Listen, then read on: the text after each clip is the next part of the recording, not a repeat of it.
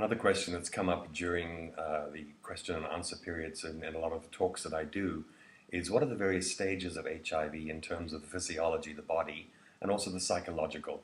Let's start with the psychological because you guys deal mostly with the psychological issues, especially those of you working in the call centers and those of you having direct contact with the clients at All Life. First and foremost, I need you to be aware of the fact that you may be the only person that a person on the other side of the phone gets to talk to about their HIV status, gets to talk to about their concerns, their worries, etc. So don't underestimate the power of the position that you are in, because oftentimes you'll find that you are the only person who knows, maybe one other person knows, but they're looking to you for guidance, they're looking to you for support, they're looking to you for information, answers, knowledge, and all those kinds of things. So the role that you play is a hugely important role, and don't underestimate it for a moment. Now, I know it gets incredibly frustrating because many of you who are in the call center are not living with HIV, so you can't speak from a first-hand experience. But that doesn't mean to say that you can't support the individual, that you can't help them. Now, let's look at the various stages. When a person goes for HCT, HIV counseling and testing, the key is going to be when they receive their diagnosis. There's a part of the brain called RAS, Reticular Activating System. And what RAS does is it records all the high emotion or high emotive events in your life. And as a result of that, your brain essentially will be looking for evidence that supports the belief that you have. Now, let's take getting an HIV diagnosis. The client or the patient is sitting in a counseling office and they get the news that they're HIV positive. Now, first of all, how the news is translated to that individual is really important. If I'm sitting there and I'm saying to the individual, oh, I'm so terribly sorry to tell you that you're HIV positive, what kind of message is the person who is getting the diagnosis receiving? They're getting this sympathy look, they're getting this pity, they're getting this hopeless, helpless look, and it doesn't serve that person's agenda, because within the first initial seconds of them receiving the notification that they are HIV positive, they are more than likely going to go into shock at some level. Now, you've all seen shock. You know what that looks like. It's when that person gets that glazed look over their face. It lasts anywhere from about 5 seconds to maybe 35, 40 seconds, but usually under a minute, where they suddenly look completely disoriented and they don't quite know what's going on. During that period, say nothing to that individual. Literally say nothing. Because whatever it is you say, or however you come across, be it from a sympathy perspective or I'm so terribly sorry you're HIV positive, that's going to be recorded literally on the hard drive of their brain. And as a result of that, they're going to actively look for evidence that's going to support the belief that they now have that HIV is a terminal diagnosis. You've got to be aware of the fact that most people who are diagnosed are absolutely clueless around HIV. They know nothing about the disease, they know very little about transmission, all they've seen are poster campaigns, maybe attended 1 or 2 talks. The truth of the matter is they don't have the capacity or the understanding.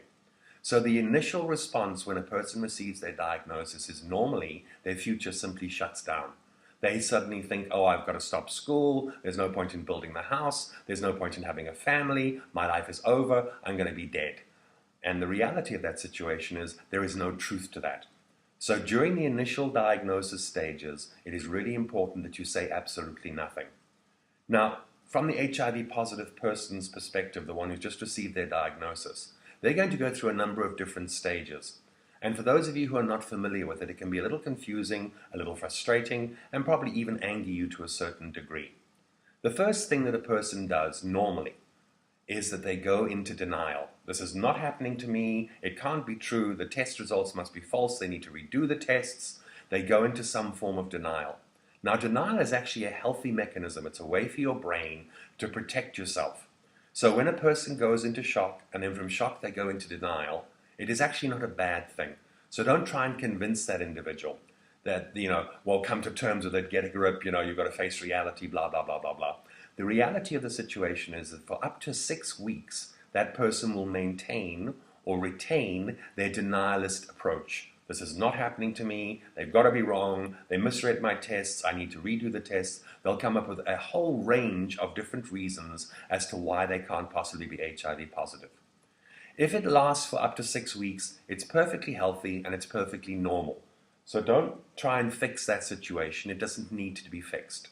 All you need to do during that 6-week or so process is let them know that when they are ready to talk, or when they're ready for support, or if they need to reach out, that you are a person, or you can refer them to a group like Lifeline or to an HIV support group. When you are ready, then there are people out there who are willing to support you, who can help you, who are living with HIV and can be of great support to you. And you do that on a fairly frequent basis. You don't push them, you just simply let them know that when they are ready, there are resources and people who are out there who can support them in their diagnosis. After they've gone through denial, they're going to go into a stage of anger. All right. Now, the anger period can last anywhere from a week to 2 or 3 weeks, maybe even up to a couple of months. And in the anger process, they start lashing out at themselves, or they start lashing out at who infected me, I want to get revenge. They had come up with a whole range of things based around their anger. But most of the anger is based around the fact that they didn't pay attention to the safer sexual messages. They put themselves in jeopardy. They didn't use a condom. 9 times out of 10, the anger, whilst it sometimes or initially is presented to the exterior world of someone did this to me, I'm angry, they didn't tell me they were HIV positive. Well, the reality of the situation is when you have sex with somebody else, you are 50% responsible for your own sexual health. So the fact that you became infected is not somebody else's fault. You allowed yourself to be put into a situation where you became infected. Now, obviously, the exceptions to that would be in a rape situation or where somebody was forced into a sexual act against their will, which is essentially rape. The other exception to that would be mother-to-child transmission. Very, very rare these days with the protocols that we have in place. Mother-to-child transmission is below 2%, so chances are the child's not going to come forward and get angry at the parent at some point. Maybe down the road, but in the initial 5 to 15 years of their diagnosis with HIV, they're not going to attack their parents. So what you're going to find is the person's going to go into an angry mode. They are going to lash out. Do not personalize it. This is not about you. All you can do is try and say to them, I am trying to understand where you are coming from. Now, if you're a person living with HIV, you can speak from first-hand experience. Then and only then can you say, I understand what you're saying, because you're basing it on your own first-hand experiences. But if you're simply a person who has been affected by HIV, or working in the call center, or somebody who cares deeply for those of us living with HIV, please don't use the term, I understand. Because the truth of the matter is, until you've walked in the shoes of an HIV-positive person, you can't possibly understand what they're going through.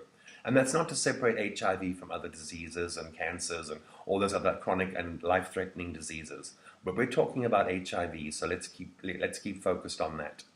So saying to a person, I understand what you're going through, if you haven't been through it, is actually a bit of an insult to that individual. So please try not to use language like that.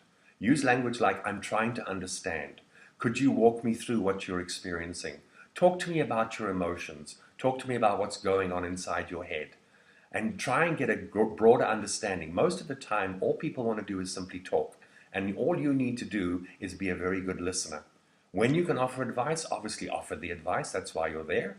But the reality of the situation is oftentimes these people will talk to you because you're the only person that they can connect with.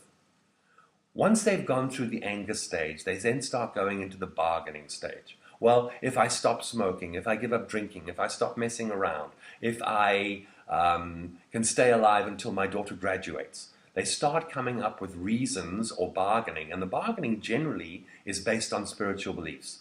And the spiritual beliefs will be, God, if you just let me stay alive long enough to see my daughter graduate, then I'll be okay.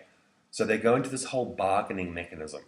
Once again, it's a period that doesn't last terribly long, anywhere from 1 week to maybe a month, maybe a little longer than that, but generally speaking, it lasts about 4 weeks. In the bargaining process, the person is going to come up with a whole range of different excuses and options to try and negotiate their way, not necessarily out of being HIV positive, but out of the perceived demise or death that is looming over them. And once again, you as a call center person or a person who has direct contact with that individual is in a very, very powerful position because you're the one who can tell them, listen, there are people who are living 30 and 35 years. I mean, you can use me as an example. I'm more than happy. I'm a public image. By all means, use me as the example. The reality of the situation is that people can live long-term with HIV. So the minute they receive their diagnosis, their future collapses in front of them. And what our role is people who are living with HIV longer term, and those of us who are in a supportive capacity, is to open up their future. And it can be simple things. It doesn't necessarily mean that they need to go suddenly now and build a house and all the rest of it, although they can still have that dream. That dream is still very much a reality to them. Let them have that dream. Support them in going back to school. Support them in finishing their degree. Support them in doing something as simple as planting an avocado tree from a pip. All right? Now, what does planting an avocado tree from a pip do? Well, what it means is that I see that tree growing, and I see myself in 7 years eating that avocado. So now I'm creating a compelling future to move towards. So it doesn't need to be big things. It just needs to be little things that a person can focus on that are realistic.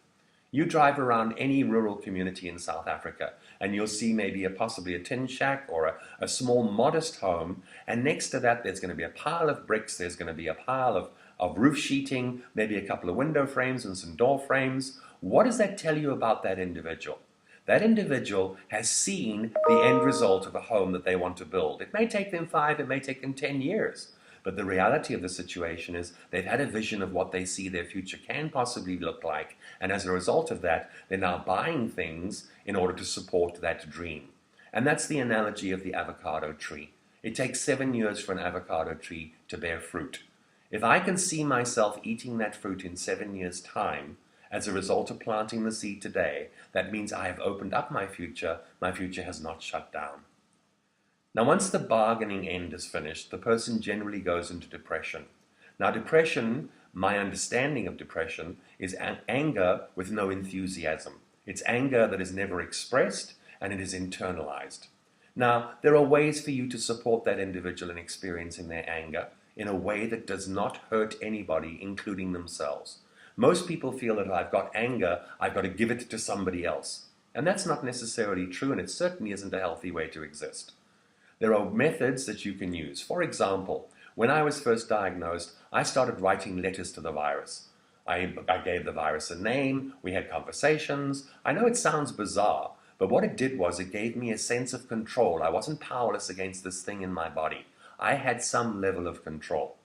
I was angry at the person who infected me. So I wrote a letter to this individual. I never mailed any of these letters. What it is when you've got a problem in your head, and it's literally sitting up here, you have no idea how big it is. So what it does is it spins around and around and around, and it just gets larger and larger and larger.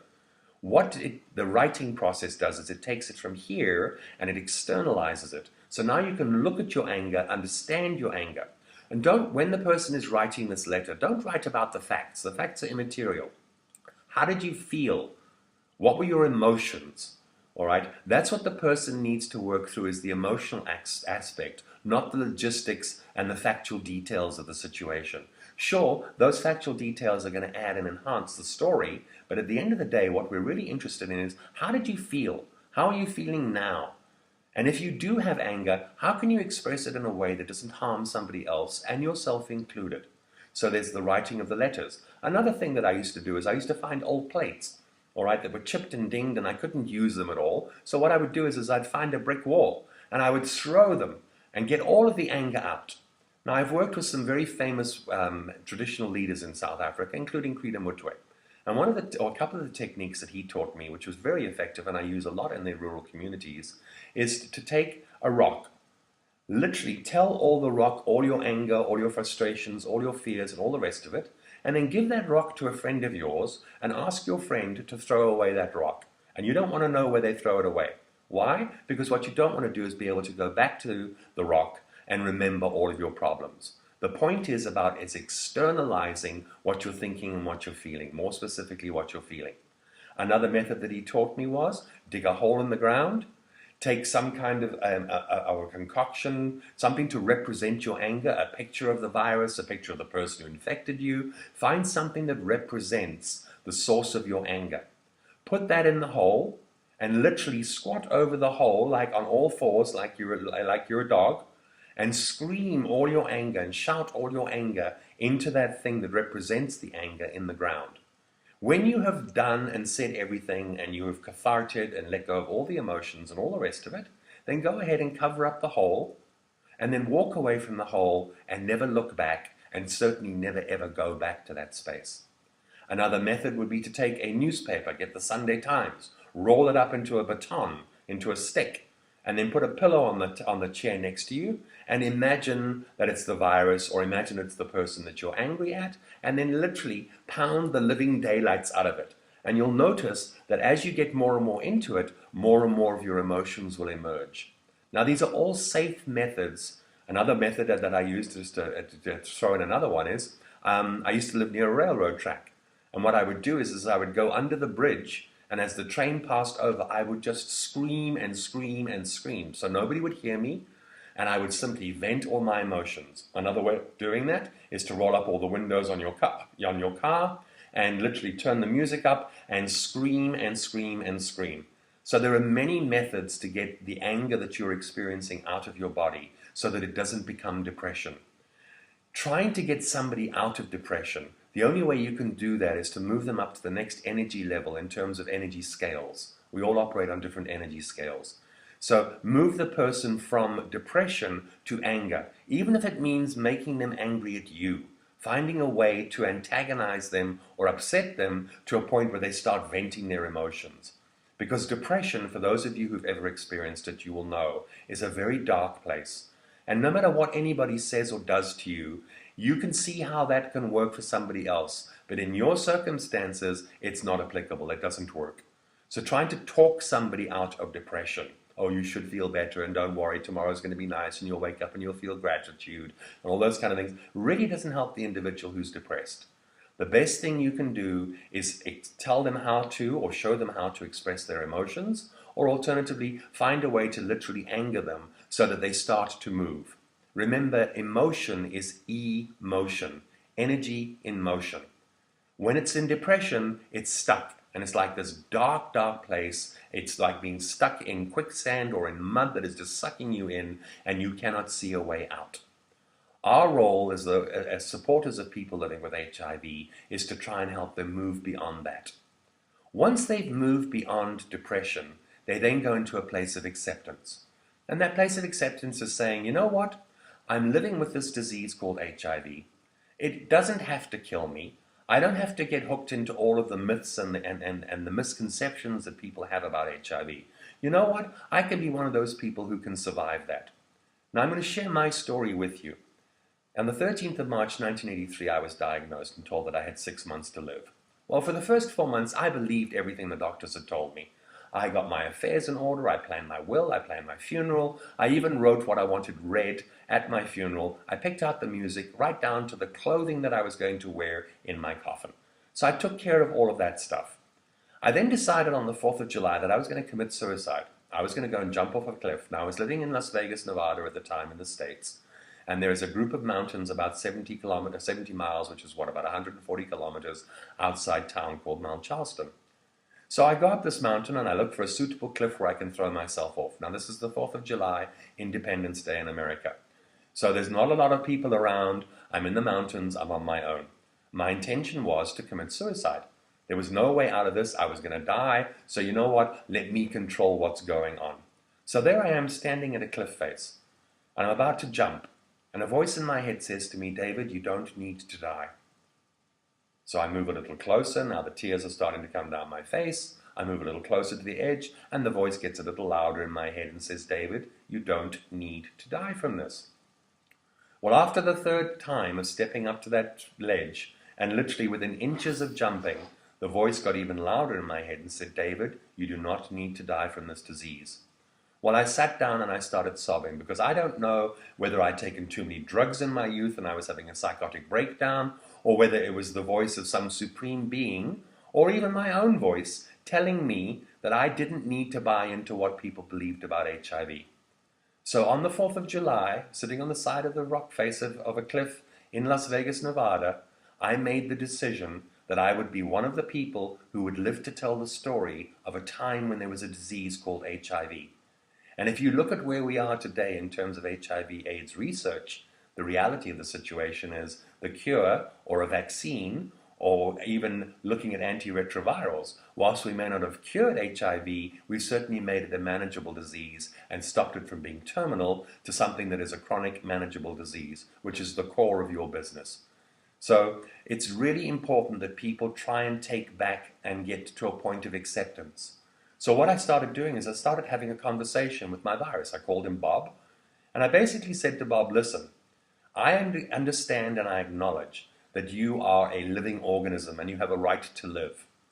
I need you to understand that I too am a living organism. I too have a right to live. So Mr. HIV or Bob, you can live in my body as long as you need to under certain conditions. And that condition is, number one, that you never, ever, ever leave my body and enter that of another human being. In other words, I'm not going to infect somebody now that I'm consciously aware that I live with HIV. Number two, once again, as in those days we didn't know it was HIV, but I made this agreement with them that that the virus would not pass itself on, or whatever this thing was that was in my body that I called Bob would not be transmitted to another human being. That was the first thing I did. The second thing I did was said, Bob, I am going to do everything in my power to support myself and my body in doing its job to keep you under control.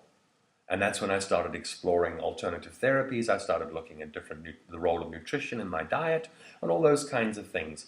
So I moved to a place of acceptance. I am not HIV, all right? I may have HIV, but the essence of who I am is not infected. My body is simply infected. Now, what can I do to support my body in order to keep it doing its job? So what I did in those days was I based it on the cancer model. What did long-term survivors of cancer do? How did they make a plan? What diet did they follow? What treatments were they on? And I simply started exploring it because HIV and cancer affect the same side of the immune system. So I figured out, well, what is relevant to a person living with cancer is also going to be relevant to a person living with HIV. And as it turns out, I was right. Who would have known?